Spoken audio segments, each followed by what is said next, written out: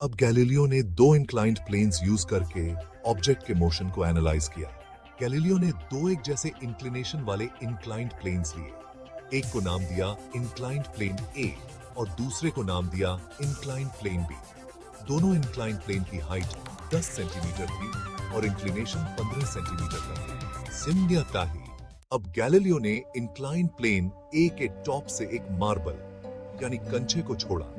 उसने देखा कि वो मार्बल ग्रेविटेशनल फोर्स की वजह से इंक्लाइंड प्लेन ए से नीचे आने लगता है और फिर इंक्लाइंड प्लेन बी पर चढ़ने लगता है और उतना ही डिस्टेंस और हाइट चढ़ता है जितना वो मार्बल उतरा था। यानी मार्बल इंक्लाइंड प्लेन ए की 10 सेंटीमीटर्स की हाइट से उतरता है और 15 सेंटीमीटर्स नीचे आता है और फिर इंक्लाइंड प्लेन बी पर 15 सेंटीमीटर्स चढ़ता है और 10 सेंटीमीटर्स की हाइट तक जाता है और फिर वापस इंक्लाइंड प्लेन बी से उतरता है और इंक्लाइंड प्लेन ए पर चढ़ाता है और वो मार्बल ऐसे ही दोनों इंक्लाइंड प्लेन पर चढ़ाता और उतरता रहता है।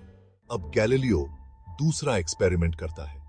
इस बार वो इंक्लाइंड प्लेन बी की इंक्लिनेशन को कम कर देता है, यानी उसने इंक्लाइंड प्लेन बी को थोड़ा सा फ्लैट कर दिया।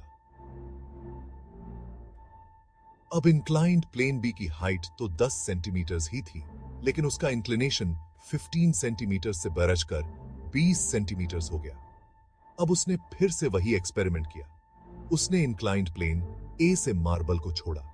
इस बार गैलीलियो ने देखा कि जब मार्बल इंक्लाइंड प्लेन ए से उतरकर इंक्लाइंड प्लेन बी पर चढ़ता है तो वो मार्बल पूरे 20 सेंटीमीटर्स का डिस्टेंस कवर करके अपनी 10 सेंटीमीटर्स की ओरिजिनल हाइट पर पहुंच जाता है। तो इस एक्सपेरिमेंट में गैलीलियो ने देखा कि अगर एक इंक्लाइंड प्लेन की इंक्लिनेशन कम कर दी जाए तो मार्बल ज्यादा डिस्टेंस कवर करता है लेकिन अपनी ओरिजिनल हाइट को अचीव करता है। गैलीलियो का कहना था कि मार्बल तब तक ऊपर चढ़ता जाएगा जब तक कि वो अपनी ओरिजिनल हाइट तक न पहुंच जाए। अब गैलीलियो ने एक थर्ड एक्सपेरिमेंट किया। इस बार उसने इंक्लाइंड प्लेन बी को बिल्कुल फ्लैट कर दिया। अब उसने फिर से इंक्लाइंड प्लेन ए से मार्बल छोड़ा।